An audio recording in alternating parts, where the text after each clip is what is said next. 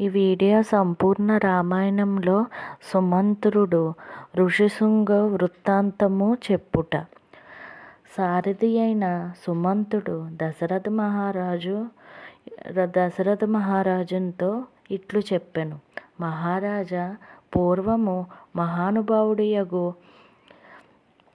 సనంతకుమారుడు ఋషులు సమక్షమున నీకు పుత్ర సంతానము కలుగునని చెప్పెను.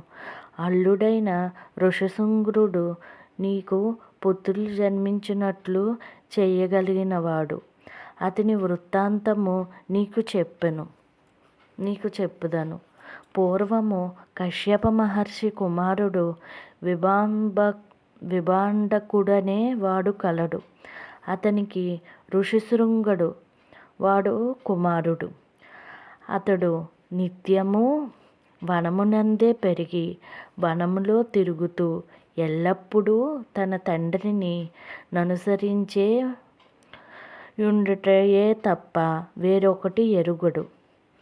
బ్రాహ్మణ శ్రేష్ఠుడైన ఆ మహాత్మునకు 2 విధములైన పనులు బ్రహ్మచర్యముతో, ఒకటి అగ్నిహోత్రము సేవించుట, రెండోది తండ్రిని అనుసరించి యుండుట అని బ్రాహ్మణులు చెప్పుట లోకప్రసిద్ధమైయున్నది.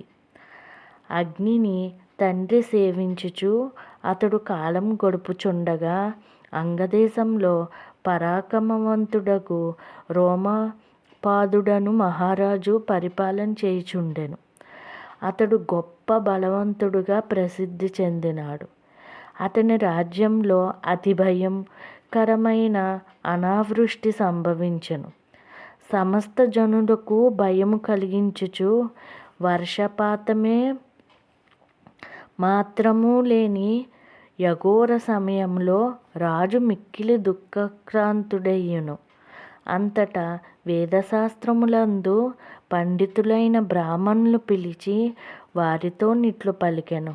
అయ్యా, మీరు సర్వము తెలిసినవారు, లోకచరిత్రము బాగుగా తెలుసుకొన్నవారు.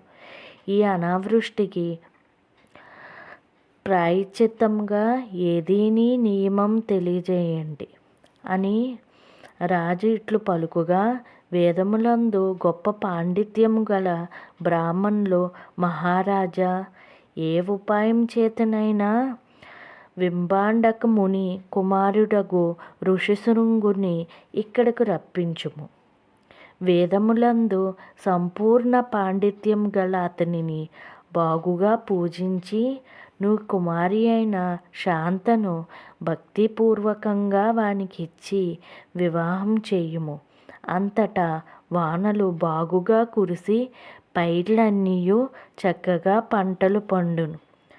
ప్రజలెల్లరూ కష్టములు తొలగి సుఖశాంతములతో నుండిరి అని ఉపదేశించి వారి మాటలు విని రాజు ఎల్లప్పుడూ తండ్రిని అగ్నికి సేవించే అతని నెట్లు తీసుకుని రాగలమని మిక్కిలి విచారించేవాడాయెను. చివరకు మంత్రులతో బాగుగా ఆలోచించి పురోహితుణ్ణి మంత్రములు పిలిచి గౌరవించి వారిని వెళ్ళి ఋషిశృంగుని తీసుకురండని చెప్పెను.